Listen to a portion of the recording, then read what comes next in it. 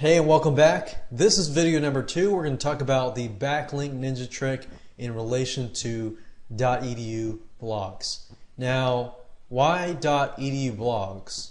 Well, getting backlinks from an edu blog or edu site is actually very, very good because as I mentioned previously, in Google's eyes, they see .edu sites and .gov sites as good content sites. So if you get a link back from those sites, then guess what? The quality of your backlink, is a lot better. Because edu blogs tend to be educational, .gov as well. So what you want to do is you want to, find an edu blog, you want to read the blog, and you want to write a quality comment. Now I'm not going to go out and say, go use tools to auto post to thousands of blogs. I mean, that could work to an extent, but guess what? The blog owner, if you're going to do that, the blog owner eventually will delete your comment. So you want to write a good quality comment so that it'll stay up there forever in a permanent way. It is a time-consuming task, but you can always outsource it, and I will show you some avenues where you can outsource it. And when you link back, let's say you make a comment and they ask you to put your name and then your website and so forth. Your name needs to be basically your keyword because you want it so when Google sees the edu blog and they see that comment, they're going to see the anchor text, meaning the link. The link is going to be that specific keyword that relates to your blog, to your website, and so forth. Because let's say, for example, the anchor text keyword is dog training.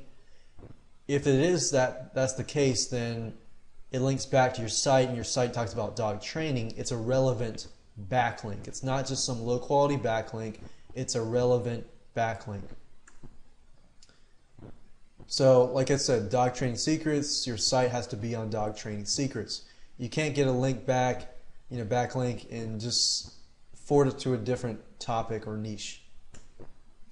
Now what I'm about to show you is a easy to use shortcut that you can go to Google and use this whenever you try to find blogs.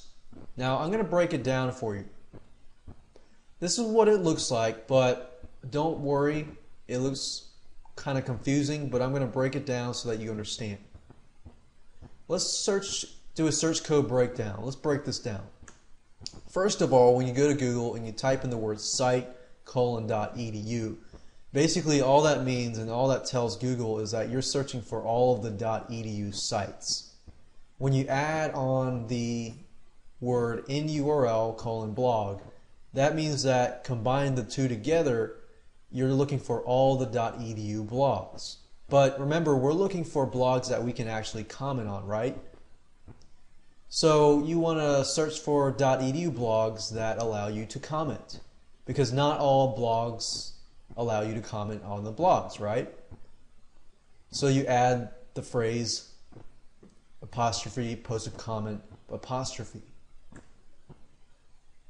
And you'll notice it says negative sign, apostrophe, comments closed. That means that give me every edu blog that allows you to post a comment, but disallow the ones that don't allow you to comment. That way you don't waste time.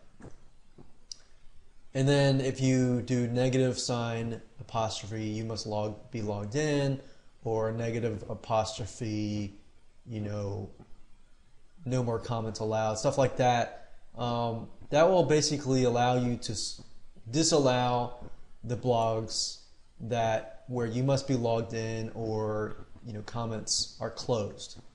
And then lastly, you have apostrophe, your keyword, which basically, if you include that with this search code, then it'll search for all the edu blogs that basically allow you to comment relating to that keyword.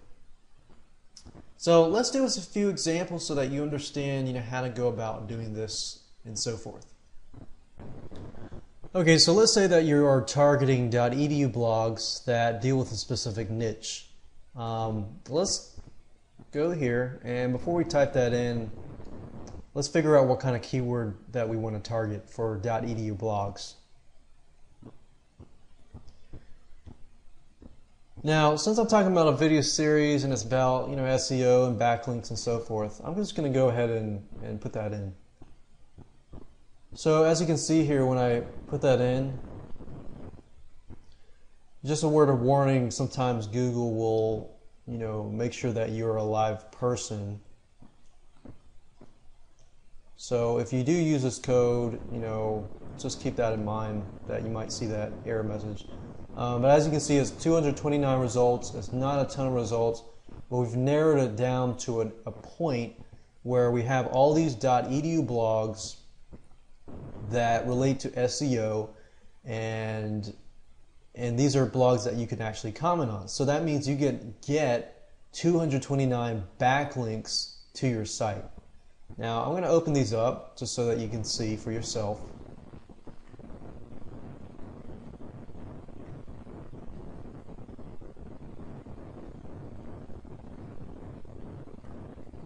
Alright, so I've opened up these blogs. You can see 1, 2, 3, 4, 5, 6.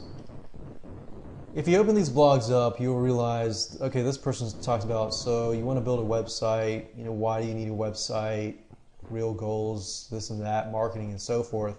So it would be wise to put something that relates to this. For example, he talks about, why you need a site and marketing.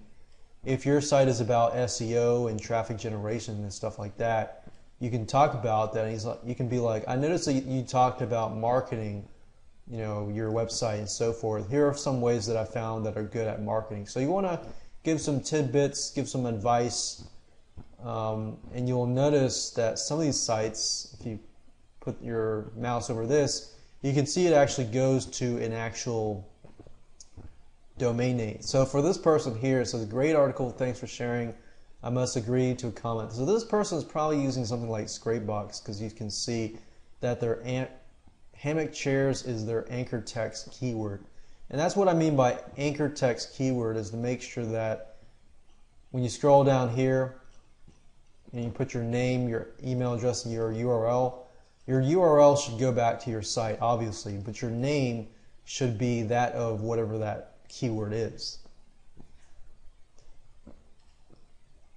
And this one says raising your website rankings. And you can go look through it. You don't have to read word by word, but read through it as much as you can and glance through it and see what kind of stuff it says, and then say, hey, I like your article. I totally agree that your article says this, this, and this, but I also want to add that you can do this, this, and this, or something. So, like, you can see these people, they've made comments like, Heidi, this is true evergreen information and blah, blah, blah, good points, I like your points.